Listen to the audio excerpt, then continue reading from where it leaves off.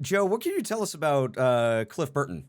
Oh, what can I tell you about him? Just a down to earth guy that no matter who you are or what you are, he would take the time to talk to anybody. And he Mm, really cared about the fans and the young fans that were just getting into music and stuff.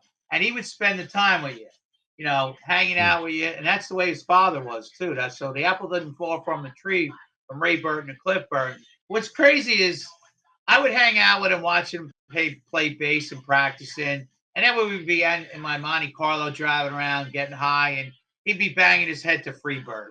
You know what I mean? Like, Yeah. he didn't care that they were, the thrash metal band coming up. He had his roots and he stuck to them and he loved, but he would play Bach and Beethoven on his bass. And then Yeah. he would go into all the other, other stuff. But he loved like music in general, but he loved life. That's the damn shame. He loved to just be around people, hanging out, you know, partying, playing bass, and then get him on the stage though. He was like unbelievable. But he was a modest. He was. I hate to say this, but he was the best guy in the band. You know what I mean? And Yeah, yeah. who's the Lord? The Lord takes the best guy in the band when the whole accident went down. I mean, I love those guys, and they're great friends, and we've had a long relationship. But you know what?